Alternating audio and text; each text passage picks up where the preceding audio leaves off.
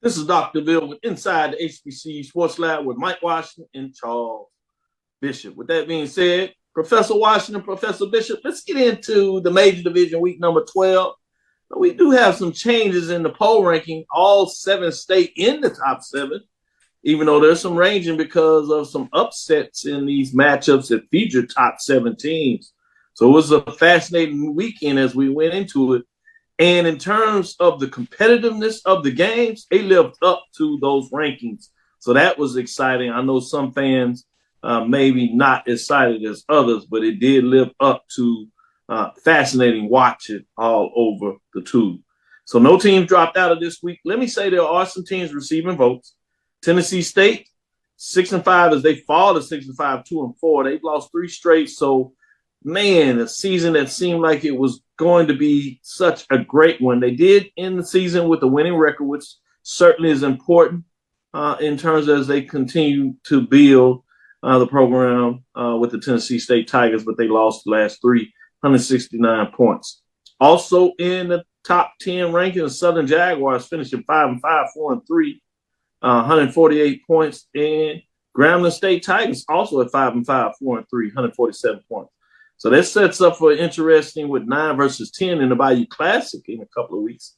Although first time in a while that they will not be playing for earning a bid to the SWAC championship game because that will be played by the expansion member, FAMU Rattlers out of the Eastern Division and Prairie View Panthers that gone back to the championship 2 out of the last 3 years, winning the Western Division. With that being said, let's get in the top 7. At number 7, you have the Jackson State Tigers. They fall this past weekend to their rival Alcorn State Braves, but they stay in the top 7, 7-4, 5-3, 175 points. They fall 3 spots after being number 4 last week. Bringing us to number 6, Alabama State Hornets are 6-4, 5-3, 180 points. Previous ranked 3, they fall 3 spots as well as they go on the road. Tough loss to Prairie View A&M Panthers. Very entertaining game. They were down 21-0. They fought back to 14 points, 7-point deficit, but it was not to be at the end. Brings to number 5. Those Alcorn State Braves finished at 7-4, 6-2, 191 points. Previous ranked 5. They stay at 5. But guess who jumps over them at number 4? Prairie A&M Panthers finished with a 6-5 record. One more loss, one less win, but tied them in terms of the division at 6-2. 192 points. Look how close it is, 92-91. And just like the game, back on the road, Prairie View gets it done on a 50-yard field goal as the clock expires. They're right there ahead of the Braves at 192 points. Fascinating season. At number 3, Howard Bison, 6-5, 4-1, 214 points. They move up 3 spots. They're on their way up. Can they catch North Carolina Central before it's over? Many people will see this as controversial as they pop their heads.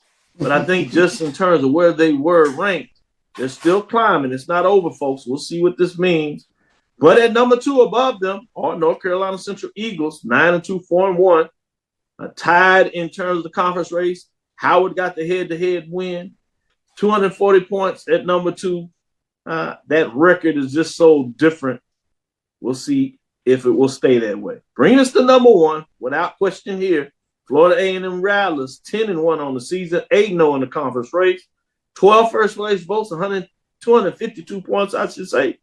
They are and remain the unanimous number 1 ranking in week number 12.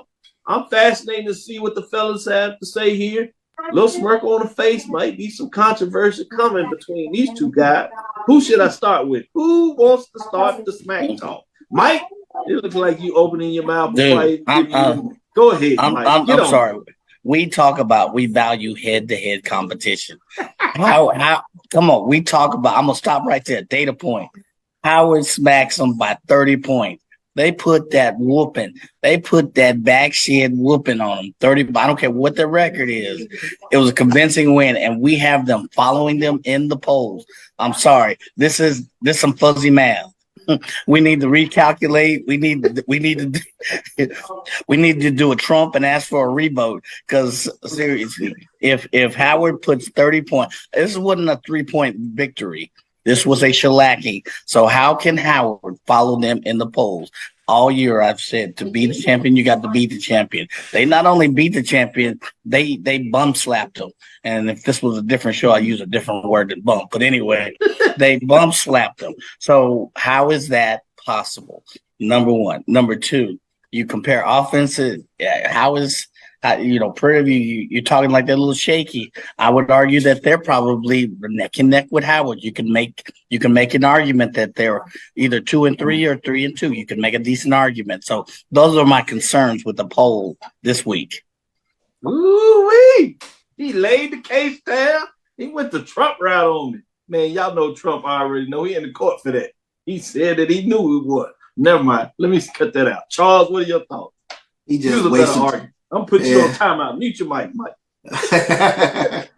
I mean, let the debate begin because, Howard did put the Dusty Rose elbow to North Carolina Central. I mean, they went off the top rope and they did whoop the North Carolina Central Eagles pretty doggone good.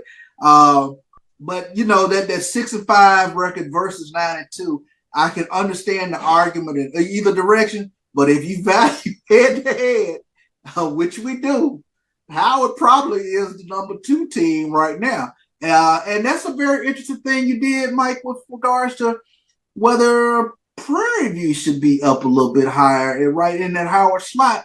I mean, their record is better. I mean, both are 6-2 conference. 7-4 overall, 6-5.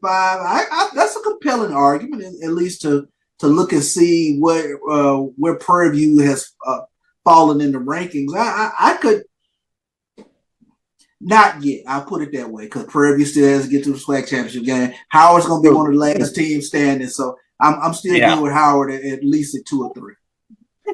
Let me ask you this question. I'm gonna come back to you, Mike. I want to ask you, Charles, since sticking with you, y'all both bring this up. So, which is more impressive? Prairie View's early season win on the road against the Braves, or Howard Bison's big win over North Carolina Central at home? You take down the Celebration Bowl champion. That means a little bit more. That's big. Yeah, I agree. That's more important. Nobody saw that coming. Yeah, not the way, the fashion that it occurred. I don't care if it's at home. I don't care if it's on the street corner. 30 points on the Celebration Bowl champion. That's more impressive. Yeah. Good stuff. Let's turn on